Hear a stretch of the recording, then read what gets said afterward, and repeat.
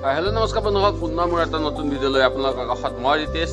আৰু আজি হৈছে 5 নৱেম্বৰ। আমাৰ নামনিগাঁও ফিল্ডত ছাত্ৰ সন্থাৰ উদ্যোগত আৰু নামনিগাঁৱৰ সহযোগত আমাৰ নামনিগাঁৱত আজি ডক্টৰ ভূপেন হাজৰিকাৰ স্মৃতি দিৱস উপলক্ষে ৰাতিপুৱাৰ প্ৰভাতী যাত্ৰা আছে। গতিকে ময়ো ৰেডি হৈ গ'লোঁ আৰু সিহঁতেও ৰেডি হৈ গ'ল। চ' এতিয়া যাওঁ ফিল্ডলৈ আৰু গাইজ ময়ো ফিল্ডত আহি উপস্থিত হ'লোঁ আৰু সকলোৱে প্ৰভাতী ফেৰীৰ কাৰণে সকলোৱে ৰেডি হৈ গ'ল। ইয়াতে পুৰুষ মহিলা উভয়ে সকলো আমাৰ গাঁৱৰ ৰাইজ উপস্থিত হৈছেহি। এটা খুব সুন্দৰ পৰিৱেশ। আমাৰ ডক্টৰ ভূপেন হাজৰিকাৰ স্মৃতি দিৱস উপলক্ষে যি প্ৰভাতী ফেৰী আছে তাৰ বাবে সকলো আহিছে আৰু এতিয়া সকলোৱে ইয়াৰ পৰা আমি ওলাই যাম। তো চাওকচোন এটা কি ধুনীয়া লাগিছে। ৰাতিপুৱাৰ এই 5:30-6টা বাজিছে। মৰ্ণিঙতেই সকলোৱে ওলাইছে। সঁচাকৈ ভাল লাগিছে। তো গৈ আছোঁ এতিয়া, বলক।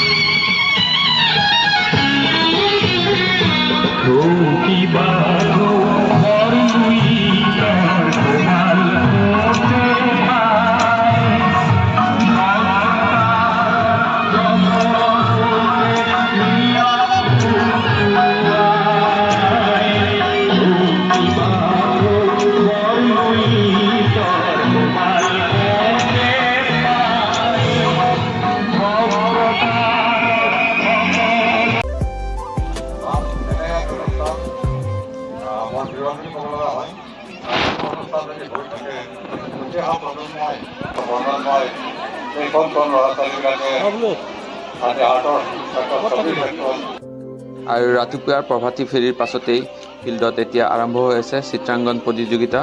সকলো স্কুলৰ ছাত্ৰ ছাত্ৰীসকল আহি ইয়াতে উপস্থিত হৈছে আৰু সকলোৱে চিত্ৰাংকন প্ৰতিযোগিতাত ভাগ লৈছে আৰু সকলোৱে ইমান ধুনীয়াকৈ ছবি আঁকিছে। ল'ৰা ছোৱালীবিলাকক সঁচাকৈ খুব ধুনীয়া লাগিছে আৰু আপোনালোকক মই দেখুৱাইছোঁ, চাওকচোন ইমান ভাল লাগি আছে।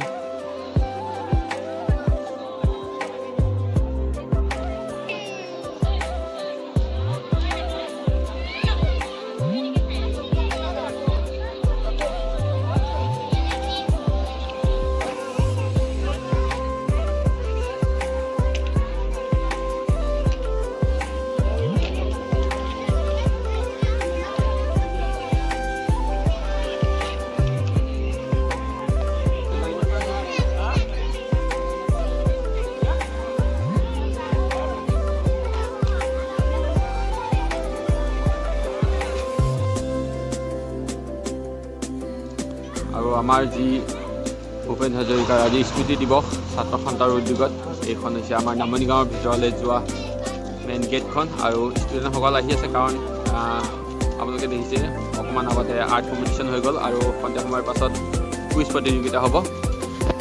ময়ো আছোঁ ইয়াতে, সিহঁতৰ সন্মুখতে আছোঁ কিবা কাৰণত। ইয়াতে আছোঁ, আমাৰ ইয়াতে আছে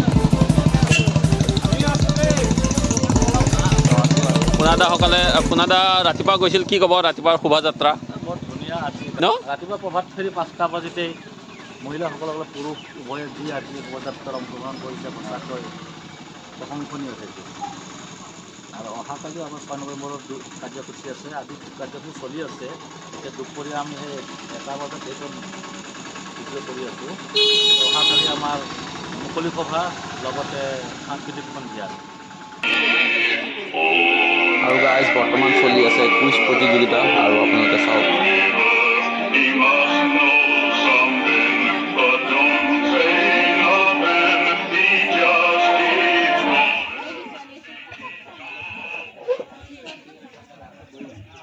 এটি বিখ্যাত গীত, এজন বিখ্যাত গায়ক আৰু এই গানটোৰ পৰা প্ৰভাৱিত হৈ ডক্টৰ ভূপেন হাজৰিকাদেৱে লিখিছিল কৃষ্ণৰ পাৰৰে অসংখ্য জনৰে, হয়নে? এই গায়কজন কোন? পল ৰবচন, এবছলিউটলি কাৰেক্ট। পল ৰবচন। শ্ব'বট নামৰ এখন বোলছবি আছিল 1936ত। এই শ্ব'বটত তেখেতে এই গীতটোত কণ্ঠদান কৰিছিল, পল ৰবচন। ঠিক আছে, 10 মাৰ্কছ। আৰু বৰ্তমান চলি আছে ভূপেন্দ্ৰ সংগীত প্ৰতিযোগিতা।